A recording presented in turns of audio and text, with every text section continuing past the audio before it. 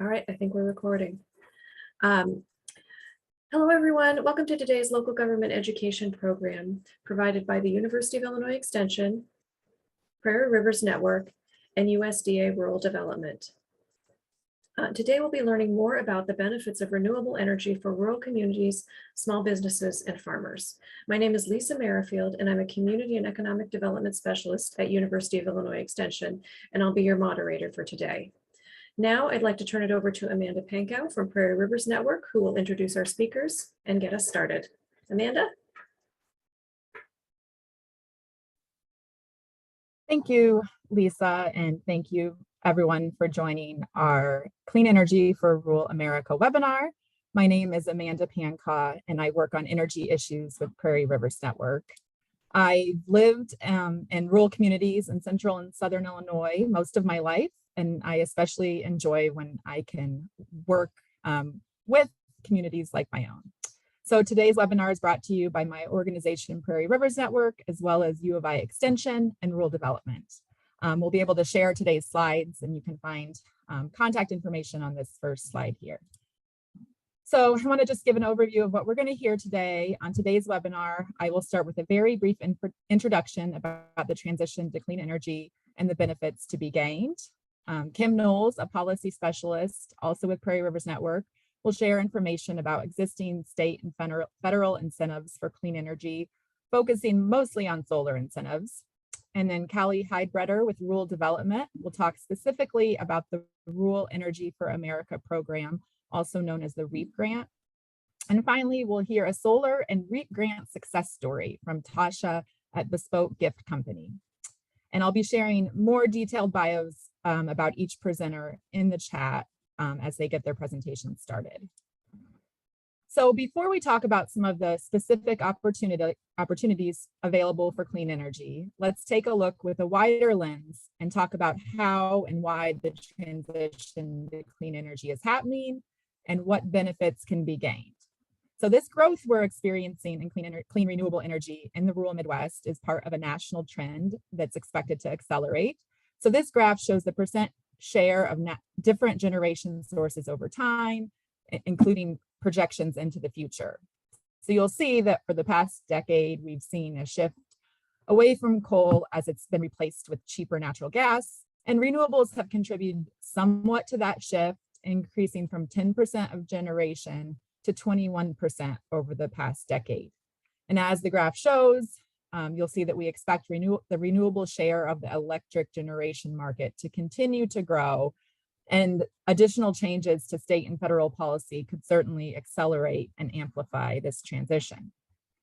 So clean energy is increasing primarily because costs are falling, and of course also due to concerns for pollution and climate change. On the cost front, between 2009 and 2019, wind energy prices fell 70%, and utility scale solar fell 89% on average. So today, utility scale renewable energy prices are significantly below those for coal and gas generation, and they're also half the cost of nuclear.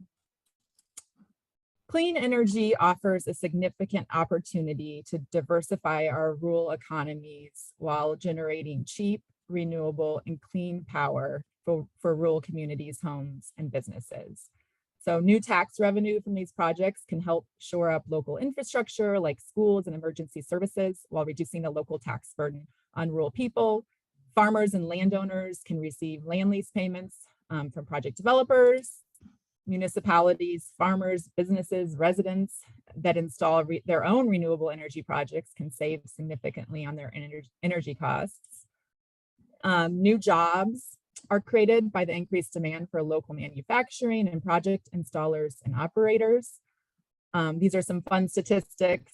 In the US, wind service technician and solar installer are the #1 and #3 fastest growing jobs. If we look at Illinois, between 2017 and 2019, clean energy jobs in rural counties grew at a rate of 37%. And that's compared to a rate of just 5% in our urban counties. The environmental benefits of clean energy are what brought me personally to this work. I'm an ecologist that worked for years in the coal industry in Southern Illinois. Clean energy uses less water.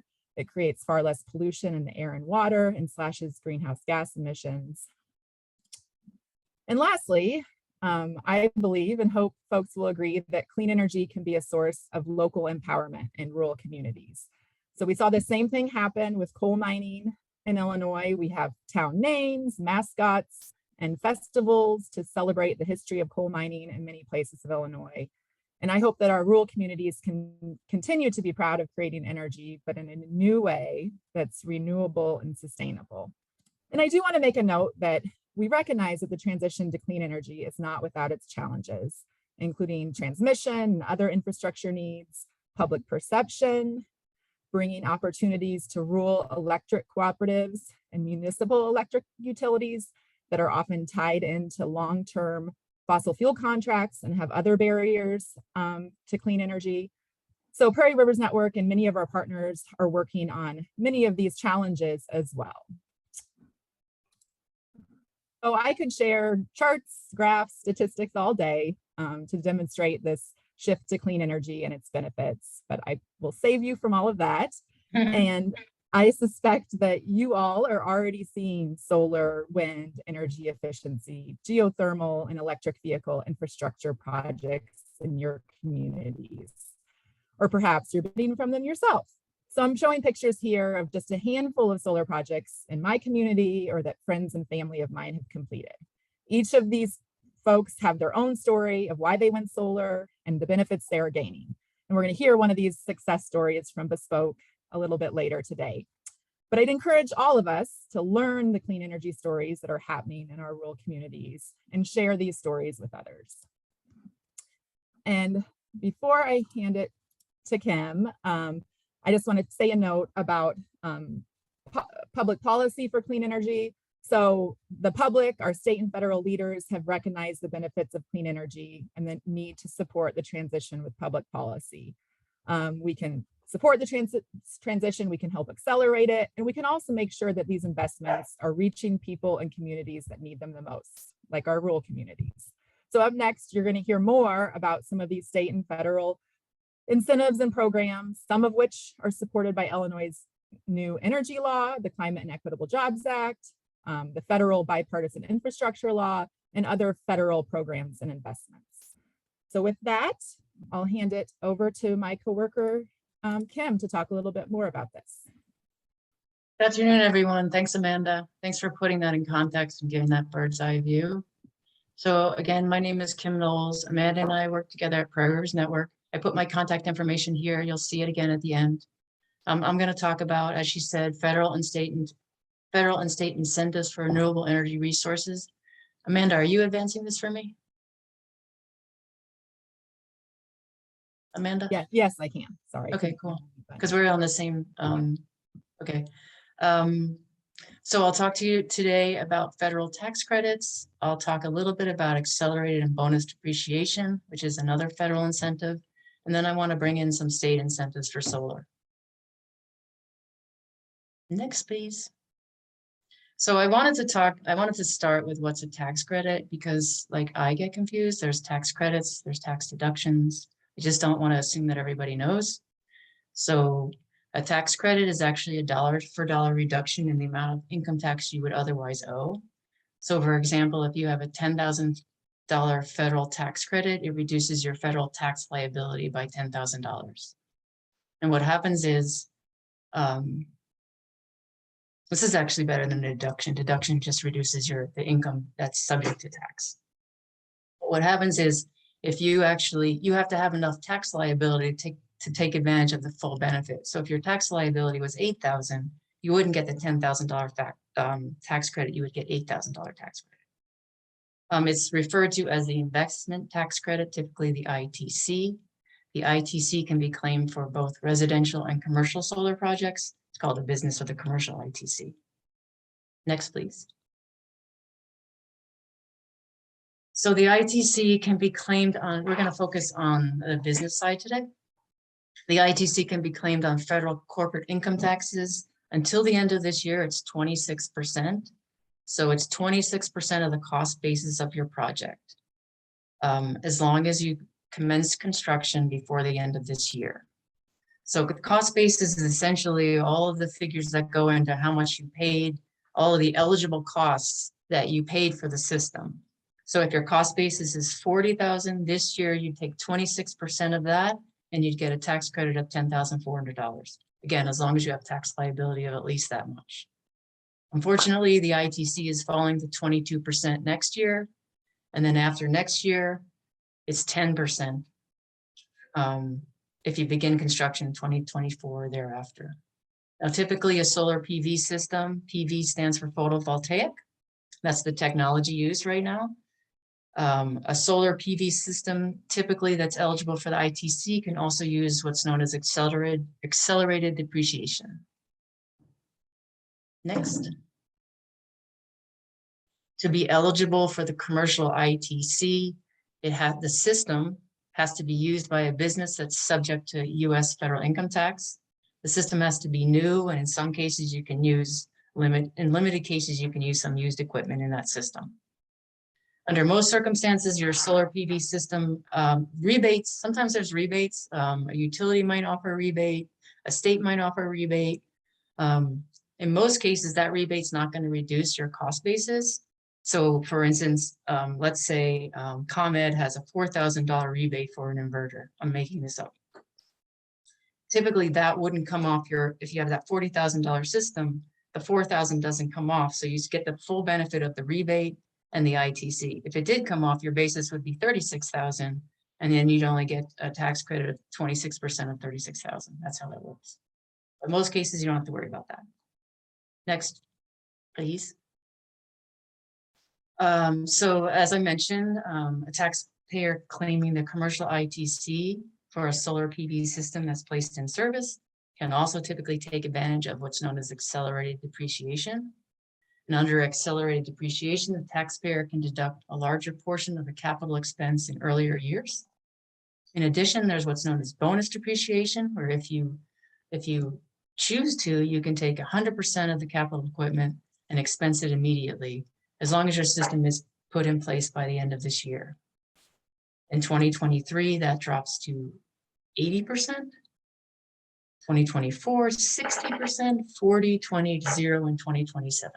So one thing I want to emphasize is to act now on these things. So the ITC, as I said, can only be claimed by entities that have a federal tax liability. So if you're tax exempt, like a school or a church or a government agency, you can't claim the ITC yourself, but there are arrangements, and these are very typical in Illinois. There are arrangements called third-party ownership arrangements, where typically there's your solar developer or installer, and there's a third-party investor. And that third-party investor is some entity like a bank that has a large tax liability, and they're trying to reduce their tax bill. So in these third-party arrangements, you don't actually own the system right away. The solar developer owns the system, and you enter into what's called a power purchase agreement or a lease. And so you're purchasing let's say the solar's on your church or your school. You're getting the benefits of that solar energy. You are purchasing the solar energy, or you're leasing the system for a period of 6 or 7 years, because that's how long you have to hold on to a system before you can claim the ITC. So this third party is claiming that ITC, you're getting the solar panel. That arrangement is allowing you to buy the solar power, or lease the system at a lower rate.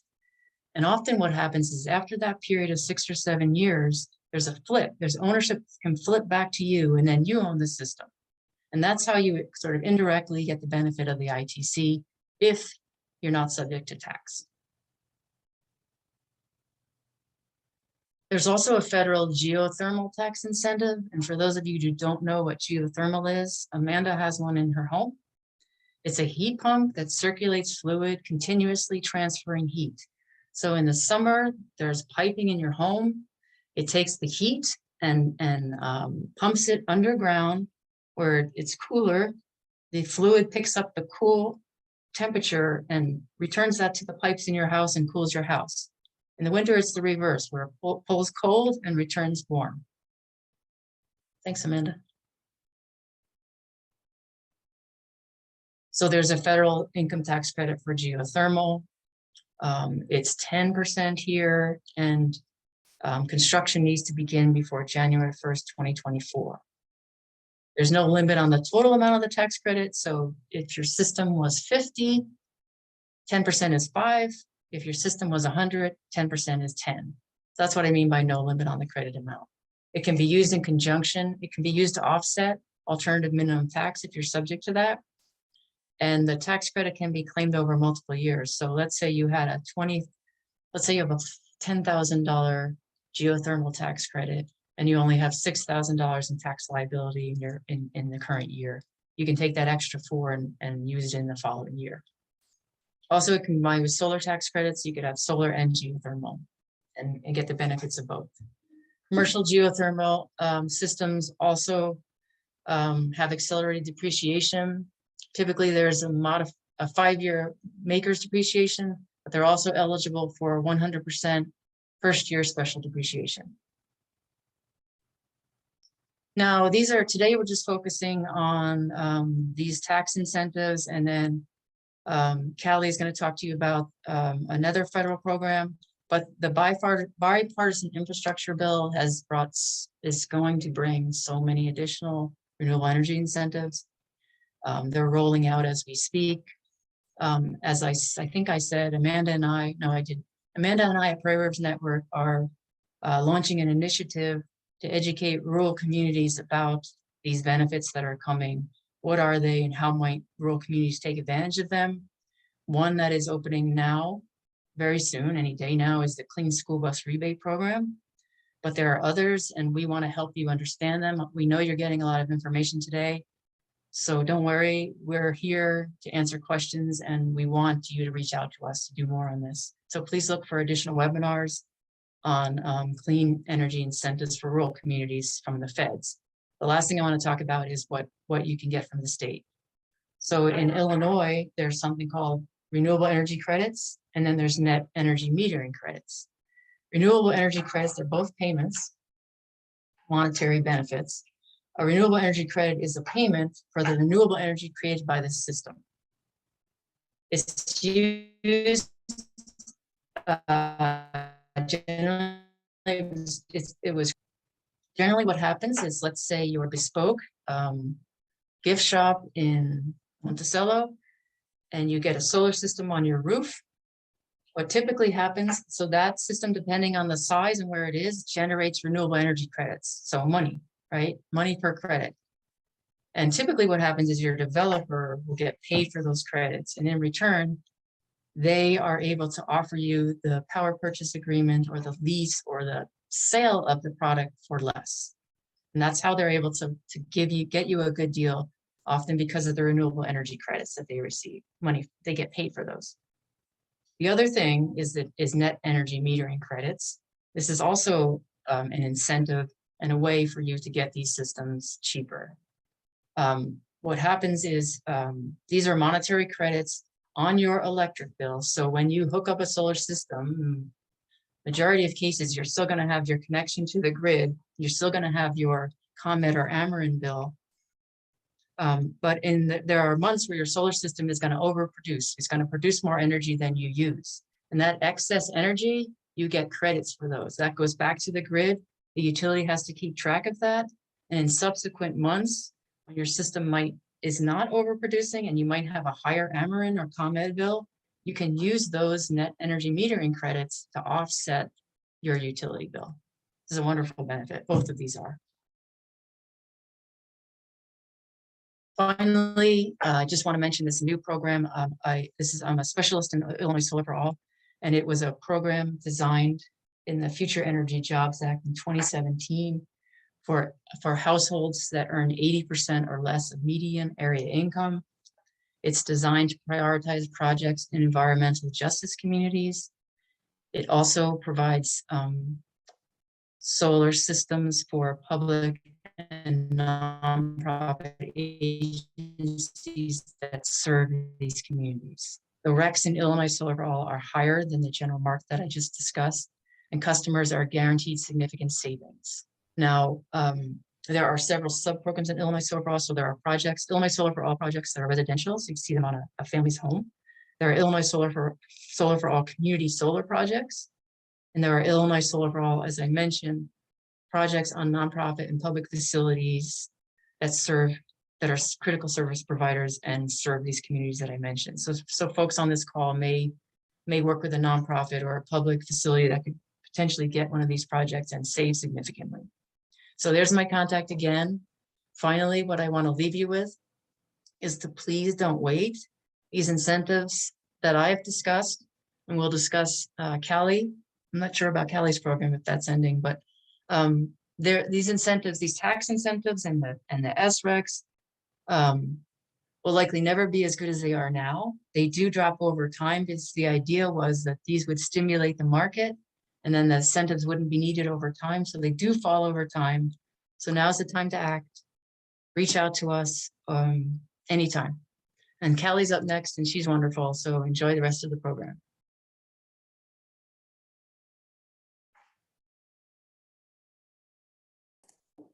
Thank you, Kim. Let me get my screen shared here. 1 second.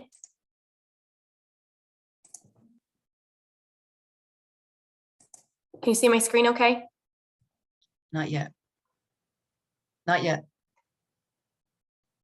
There, yes. Wonderful. Thank you. Well, I just want to say thank you to Prairie Rivers Network and Illinois Extension for having me today. It's a pleasure to be here and have the opportunity to talk a little bit about the Rural Energy for America program, or REAP, as we like to call it.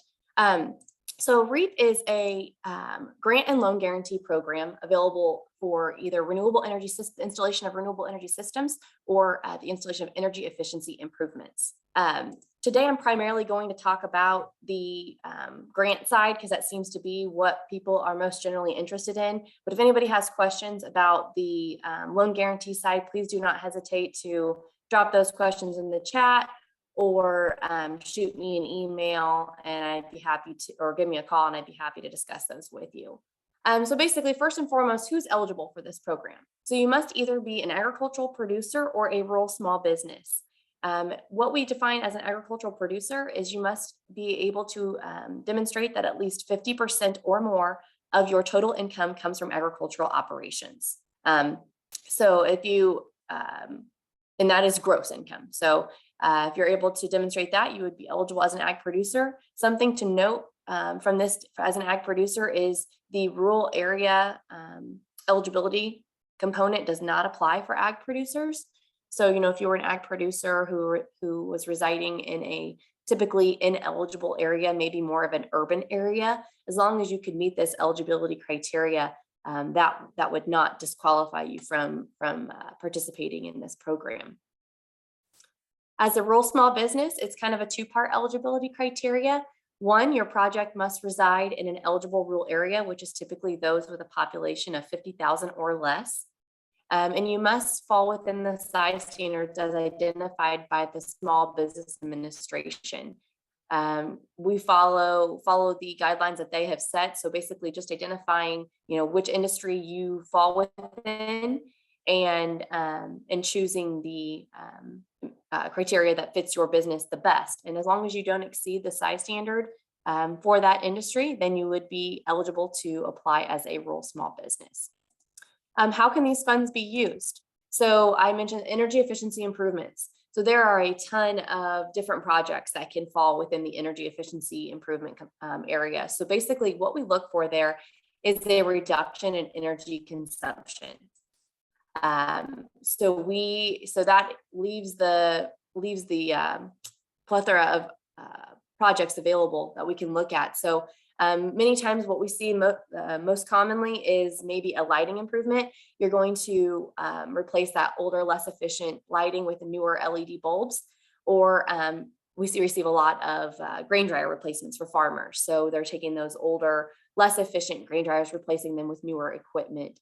But there are, as you can see here, there are a ton of, it's not an all-inclusive list, but there's a ton of different projects that would meet that criteria. Again, as long as we can see a percentage of energy savings there, either through an energy audit or energy assessment, that project could potentially qualify for this program. The other component would be a renewable energy system. Just as there are other renewable energy systems that would qualify, but obviously right now the hot topic is solar. So that is the lion's share of the renewable energy systems that we're seeing is solar. One thing I wanted to mention, in order for your renewable energy system application to be eligible, if it is sharing the same meter as a residence, the applicant must be able to demonstrate that at least 50% or more of the proposed energy to be generated by the system will benefit the farm or the home, or farm or the business, excuse me. So basically what that means is we need to be able to see that the lion's share of the energy to be generated by that system will benefit the farm or the business. So basically we cannot give any grant funding to residential purposes. So it doesn't disqualify you if you are sharing a meter with your home. It just requires us to do a little bit of additional work to ensure that that project is eligible. And basically your total project cost would be prorated accordingly to deduct any of that residential usage, so that we can ensure that all the project costs are in fact eligible. Here are some examples of other renewable energy systems. Again, I know right now solar is the hot topic, especially with a lot of the Illinois incentives that are available as well. Ineligible projects. So basically anything that's illegal, it's off the table. So if you've got anything in concern, feel free to reach out. If you ever want to discuss eligibility, we're more than happy to go over that with you. But basically, if it's ineligible or residential, it's likely not going to work unless we can demonstrate, from that residential component that we've got the lion's share of the energy going towards the farm or the business. So a little more specifics about the program. So there are minimums. So as far as the guarantee, we're talking loans here. I know I mentioned I'm talking primarily grants, but I did include just a little blurb about loans. So we do have a minimum loan request, which is $5,000. The maximum loan request would be $25 million, and that cannot exceed 75% of eligible project costs. Basically, just a short little blurb on our guaranteed loans. It's essentially a insurance policy provided by USDA. For these REAP projects, we would do so that the loan amount cannot exceed 75% of total eligible project costs. We would guarantee 80% of that. So basically 80% of the 75%, if that makes sense. You can do a loan grant combo. So, if you've got a project that's interested in the grant side as well as the loan side, we can look at a combination application. And that combo application cannot exceed 75% of total eligible project costs. Switching gears back to grants. So that grant amount cannot exceed 25% of total eligible project costs. We do have minimums and maximums. So it'd be either 25% of total eligible project costs or whatever the maximum for that specific project type. So as you can see there, energy efficiency improvement, the minimum grant request would be $1,500, maximum would be $250,000. And for renewable energy systems, the minimum would be $2,500 and the maximum would be $500,000 for those grant requests. And again, that can be used in conjunction with the loan as well if you should choose to do so, but we would not be able to exceed that 75% of total project costs. Here are some items as far as what we would consider eligible project costs. My biggest, the main point I want to drive home about eligible project costs is what we consider an eligible project costs are only those costs incurred after a complete application has been received by the agency. So what I mean by that is I know right now there's so many issues with supply and demand that, maybe your solar developer or contractor may ask you to make a down payment or something along those lines. That is acceptable. It just has to be properly disclosed in the application. And I want you to know that does deduct what your total eligible project costs are, which would impact what your maximum grant amount is. So, if you've got a $100,000 system and you make a $20,000 down payment, Now your grant's only going to be based off of that $80,000 of total eligible project costs rather than the $100,000. So like I said, making those down payments isn't a deal breaker, but just something that I want you all to be aware of, that it would impact what your maximum grant amount will be if you were to make those down payments. Here are some items that would be considered ineligible project costs. Costs of equipment, construction or equipment costs that would be incurred regardless. I don't want to read the slide to you guys, but those are some items that would be considered ineligible. Now, here are some examples. I know sometimes it's easier to see tangible examples. I know Amanda had some great examples earlier as well. So here's an example of an energy efficiency improvement project that we did for Shimmerford Lincoln in Peru, Illinois. It's a car dealership, and what they did is a lighting improvement for the lights there on their car lot. So we were able to award a project to those to create an greater energy efficiency there at their car dealership. Here is a solar example for a car wash. I know maybe it's one that might not seem as conventional, but this is for the All-American Car Wash over in Fairbury, Illinois. So we were able to do a solar project there.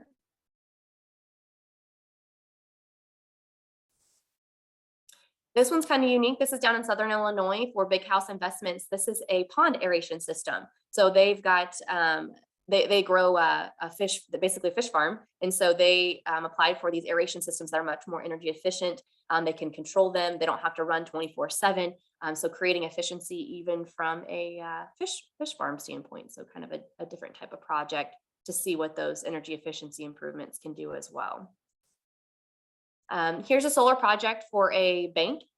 They did 4 different locations. So you can see they did some roof mount and ground mount projects there for Tompkins State Bank for their various branches over near Galesburg, Illinois. Here's, just as I mentioned, grain dryers are something that we see quite a bit of. So here's a energy efficiency improvement project, grain dryer improvement for Bongard Grain, located in Longview, Illinois. So we were able to do that improvement for them. And here's another solar project for Waymeyer Seed Company in Muscoda, Illinois. So you can see their roof mount project. And again, I know some of these are larger scale, but we see different projects across the board. So we will, we'll look at anything, as we've seen projects come in at as small as a 5 kW, and then we've got our, our larger projects as well.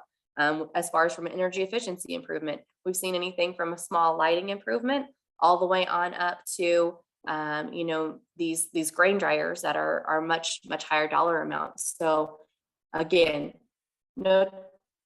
as long as you're meeting the minimum criteria, no project is too small or too big. A few things I did want to mention that kind of concludes what some of the overview brief highlights of the project, but a couple items I want to mention is we do have deadlines. So right now we do accept applications year round. So right now we are in our fiscal year 2023 funding cycle. So we are accepting applications now through March 31st of 2023 in order to compete for our FY 2023 funding. We do have an early application deadline coming up on October 31st of 2022. And those are for grant requests of 20,000 or less. Basically what this is, so we can accept that application, up until March 31st, but getting that application in by October 31st basically gives you an opportunity to compete in an additional competition. So a little bit of a bonus, I guess, if you will, for applying by October 31st, if you're requesting 20,000 or less. To piggyback off of some of the items that Kim was talking about, yes, you can use those with the REAP program and it will not affect what your total eligible project costs are. So you can get that federal tax incentive, you can get your SREC from the state, and that will not impact what you're doing here. So you can essentially double dip, if you will. So that does not impact what we're doing here. So you certainly can take advantage of all of those benefits. I know Kim talked a little bit about your going into a power purchase agreement and things like that. And I don't want to get too deep into the weeds. I'd be happy to discuss a specific project you might have. But something I wanted to mention is with REAP, we have to be able to see ownership and control, documentation of ownership and control. So basically, if you are the applicant, you have to be the one who will be owning and controlling that system, for the life of the equipment. So we would, in that flip scenario, that would be something we want to talk a little bit more in detail about if that's a project that you are considering doing. Because like I said, if company A is going to be the applicant, they are the ones who have to be purchasing the system. Has to be, they have to have either ownership of the land that's going to be placed on, or they need to have some sort of agreement with the owner of that land, so that they can show that they will have access to that equipment for the useful life of the technology, while grant funds are being administered. So I know that's kind of a quick and dirty overview of the program. I'll be sticking around. I'll be happy to answer any questions that anyone has there at the end. Thank you.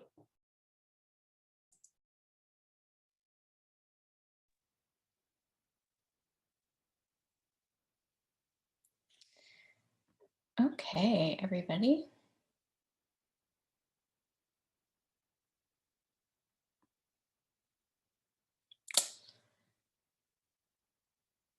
Good to see everybody on today.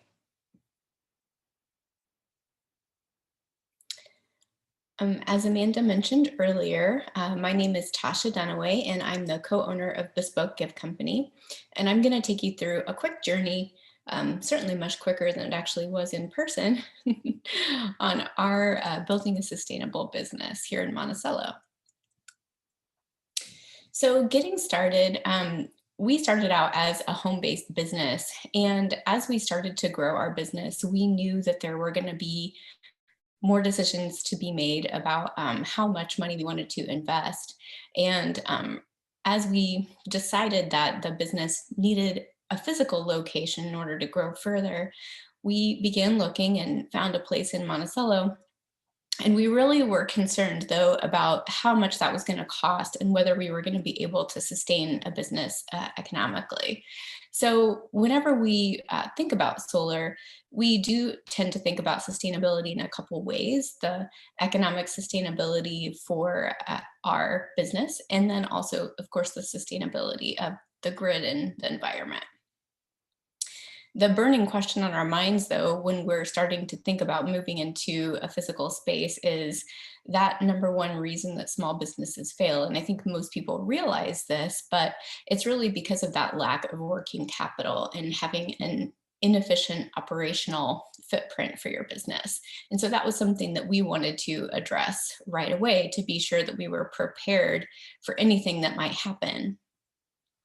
So in June, we began starting our business in Monticello, and we had looked at what the prior tenants of our building were paying, and they were spending about $5,000 annually on energy usage. And it was a different kind of business, so there are considerations there.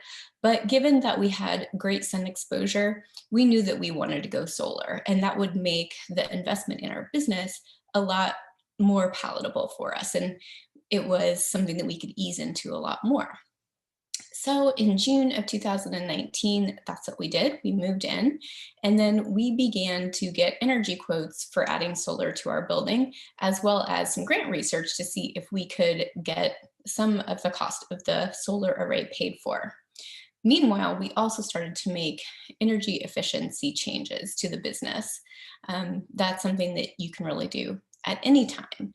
And so you could see, and I should say that our building is approximately 136 years old, give or take. And so you can imagine that there are some efficiencies that we could really see right away. You can see that our consumption changed through a number of different improvements that we made. And this wasn't part of our REAP grant application. These were things that we just paid for out of pocket because they really weren't that expensive. Though I will say, I think we spent, about $500 or so on insulation. We unscrewed a whole bunch of light fixtures. We had about 50% more lights than we really needed. And then for the remaining ones, we added LEDs, and Ameren has some different, and probably other people do too, but they have some different efficiencies that you can get light bulbs essentially at cost to do those LEDs instead of the hotter burning and less efficient light bulbs that were in there. They were fluorescents. So those changes really helped a lot right away. Then, gosh, you get busy as a small business owner, and we attended and participated in the Monticello Boot Camp program, which introduced us to a lot of great professionals around town that we would later speak with about financing options for the solar array, or the small development community would be later really very helpful to helping us figure out, for example, how do we do this on our taxes? So thankfully, we met a lot of great, super smart people during this process. But because we were thinking, oh, I can do all of these things myself, I'm a small business owner, I'm amazing, we did miss the first round of grant applications for that first year in 2019. And so, gosh, all right, well, we'll keep going. Then 2020 rolls around, and of course, the government shuts us down because we are now in a pandemic. So really that reinvigorated our enthusiasm to reduce our operational costs, because guess what? Whenever you're mandatorily shut down, there's not a lot of cash flow coming in.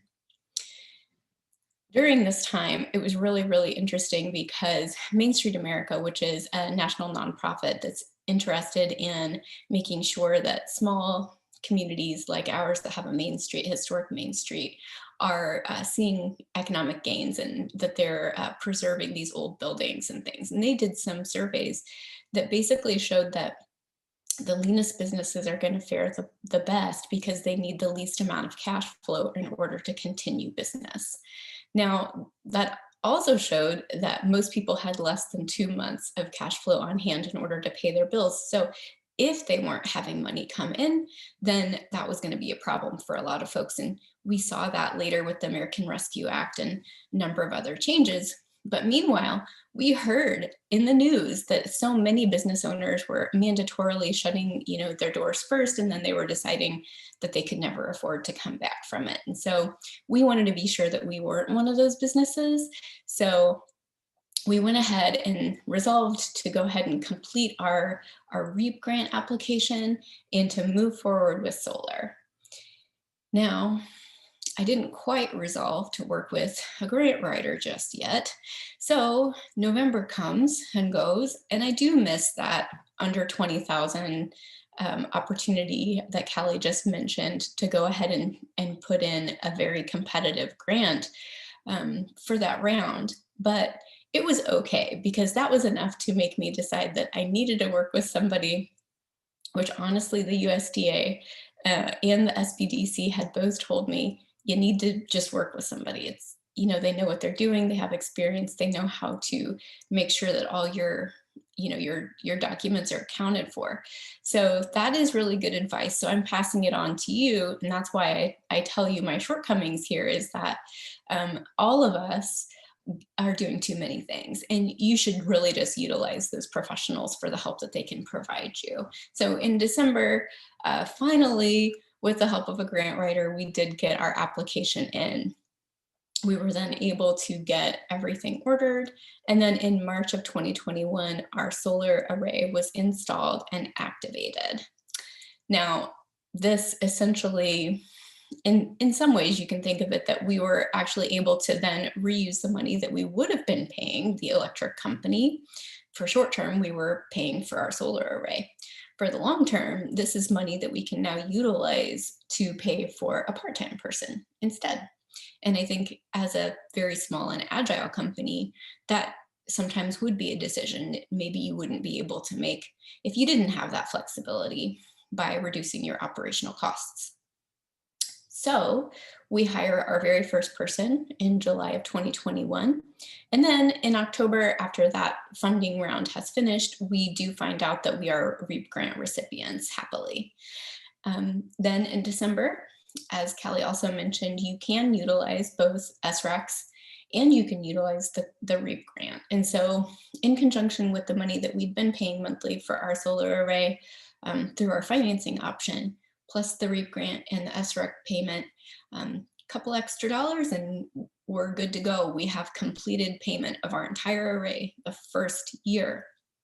Now, what's kind of cool is that we also had from April 2021, which is the first full month that we had solar turned on, to this past April, we spent a whopping $248 on electric. Now, that is because of those kilowatt for kilowatt credits that you get. And I do know that the different companies are a little bit, they have different policies about this, but our company is Xamarin, and for them, you get, 1 for 1. So in the months that we were overproducing, you then leverage those credits for months later where you're not producing quite as much. So how can you create sustainability? You look at the total ROI just like you would any other business decision that you're looking to make. For us, the payback period was very short. In some sense, I felt like that made us not a very compelling case to get a grant, because you're thinking it's not a lot of money for somebody that's only getting a 10 kW system. But as you saw, Callie gave some examples, and so did Amanda, that they're really trying to represent, I think, the gamut of different types of businesses and different sizes. So you could be very competitive. You just don't know. You're looking also at the price per watt, and national estimates, I think, or I guess rather the state estimates, there are different ranges for how much your SRECs are going to represent for the total cost of the system. It sort of depends on a lot of things, like how much does it cost for you to buy. But for us, it was a very small percentage, and over time, because we're in it for the long haul, we felt that the investment was really worthwhile and would be freeing up enough money in the future that's something that we wanted to do. And then consider, when you think of an investment, think of your time also. I missed 2 rounds of being potentially awarded a grant because we didn't work with somebody, and instead I thought I could do it myself. And ultimately that meant that I didn't get the grant application in at all, which is obviously I'm not going to get a grant if I can't even get the application in. So thankfully, working with a grant writer really helps that process. And then again, just repeating that total cost that we spent on electric that year, I think it speaks for itself. Here's what our system looks like. You can see that it's a 10.14 kW system. And then I did a presentation for the Rotary Club in January. And so I had this screen capture of the app that shows me my production. And I thought it was still really interesting because it was 16 degrees out, whopping 16 degrees in January, but you can still see that it was producing. And this at the time was how much we had produced all the way from the beginning of the system. And then this is updated to just yesterday of how much we've produced in total. The end-to-end process, because I know you business owners are probably curious. Of course, you're going to get multiple quotes. You will need to do that before you decide on who's going to be doing the work for you. And there are different considerations that we've already seen illustrated, like the size, the type of panels that you want, how efficient they are, where you want to put them, and whether you want a roof mount versus ground mount, etc. Then there are a lot of there are other grants and loans, I'm sure, out there. The Small Business Development Center has additional loans in addition to the USDA ones that you might qualify for too. And then you're going to want to sign a contract and get insurance for your array. And you'll need all that paperwork for that process. And then, of course, you'll have a couple good days of weather needed before you can do the installation. Probably not a good idea to do it in like the super deep snow or anything. And then the electric company will come out and do a couple of different inspections to make sure everything's okay to be turned on, and then they'll connect it to the grid. So I put some key takeaways for you guys here. Go ahead and work with those professionals right away. They're the professionals for a reason. Do engage with places like the Small Business Development Center and the USDA and the other folks, the experts on this call here, because they may know of things that you qualify for that you just aren't aware of. Your accountant and your bank probably also have really good information for you. It's some of those professionals that I mentioned I met at the Monticello boot camp can help you figure out exactly how you should set everything up. And then remember that the cost to finance your array is immediately going to be offset by the money that you're saving. So if you're able to take it on, it's really the best thing for the long run. And pro tip that your local lending agencies may have more flexibility than those national guys, but you probably know that already. Do again, contact a grant writer. The USDA had a list of people who they receive grant applications from. And I know a couple other too. I bet other people on this call know more. So you can always find references for those folks and speak to them about how successful they've been and have them give you examples. You can get a few quotes, but try not to completely slow your progress by getting too many quotes. I ended up getting 5. I probably needed 3. But the installers and the contractors don't do things the same way necessarily. So I would definitely get 3 and have them give you examples of other work that they've done. And here, when we're talking about the economic development too, your small contractors may be a little bit cheaper because they don't have as much operational cost either. So they may be able to get you a system for even less money than you think. And then of course, we've said it before, but create those efficiencies now. You can start saving energy now, and then that's less that you actually have to create in order to offset your total cost. So think about the dollars that go out the door when you leave lights on.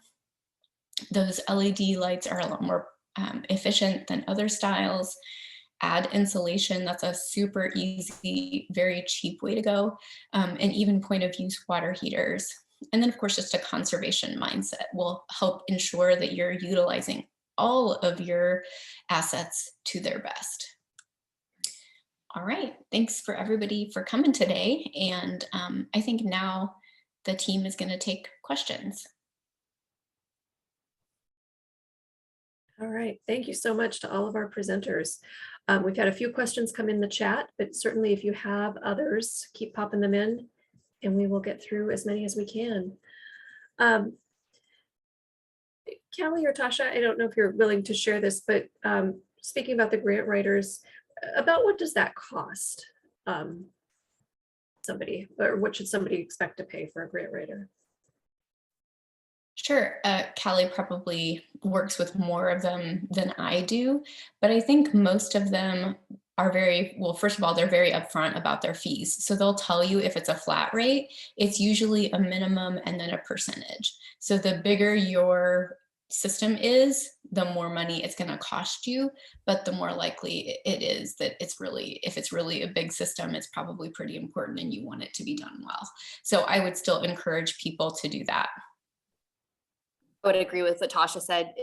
They're all so different, but just as she mentioned, many of them I think charge a small upfront fee just for their services and then would charge a percentage of your grant on the backside. But they're all a little bit different. So that's why I just recommend doing your due diligence and checking with each of them to see what their fee structure is like. Excellent, thank you very much. Another question came in about the 2-year payback period. Is that a common payback length, or do most people require longer to pay back to see the benefits of installing this kind of system? I can answer that based on some experience of a group buy, a solar group buy that we do here in the East Central Illinois area. I would say for businesses and farms that are able to access those tax credits, the solar renewable energy credits, accelerated depreciation, and then if you tack the REAP grant on top of that, a 2-year payback is probably about the fastest you're going to see. I would say in that circumstance, 2 to 5 years would be normal for a lot of homes. We see more of like a 6 to 12 year payback. But again, this all depends on, is your roof south facing? Are there any trees? There's so many variables to a lot of these questions that it's hard to say. But yeah, 2 years is certainly a fast one, but with all of those benefits stacked on top of each other, it's definitely not unheard of. All right. I think the other questions that have been asked were answered in the chat. But certainly if I've missed anything. A question just came in from Brad. Who should I contact first to start planning? What's the first step? Somebody who's interested. Maybe you could just ask to clarify what kind of project he's asking about. Good point, Brad. What can you can unmute yourself if you'd like to just ask. Oh, he says solar for a small business. My recommendation is to start with looking at your historical consumption and meet with some different vendors, just as Tasha commented. Maybe you get a couple, 2 or 3 different quotes and do your due diligence from that standpoint. But you're first and foremost going to need to understand the scope of your project before you can look at applying for a REAP grant, at least from my standpoint. So that would be that would be what I would recommend. And again, we must have that application in our office before your project begins. So that's something that I really want to drive home, because if the project has already started or has already been completed or significant down payments have been made, it's really going to significantly affect your project. Right. Can I ask a question then to Callie about that? Sure. What do you mean by before your project begins? Is that before money is spent in your project? Correct. Okay. That's correct. So what we consider the start of the project would be construction. So, if they're already beginning that project, or if you've already made that, then you would not be eligible to apply at all. If you've already made significant down payments, that doesn't necessarily mean you can't apply. However, that's going to affect what your maximum grant amount is, because again, it's only off of, any costs incurred before your application has been received are considered ineligible. So if you make a $20,000 down payment to get that project started and to get everything ordered, that has to be deducted off of your total eligible project cost, meaning your maximum grant amount would be lowered. Thank you. That's helpful. All right, we are at about the top of the hour. And so with that, I think we'll close today. Thanks so much to Amanda, Tasha, Callie, and Kim for this great information. We sure appreciate it. Any other final parting words before we end? Thank you for having us, and feel free to reach out with any questions anyone might have about the program. I'm happy to discuss anyone's project in detail if they're concerned if maybe they would be eligible or not. I'm more than happy to discuss that with anybody if they have further questions.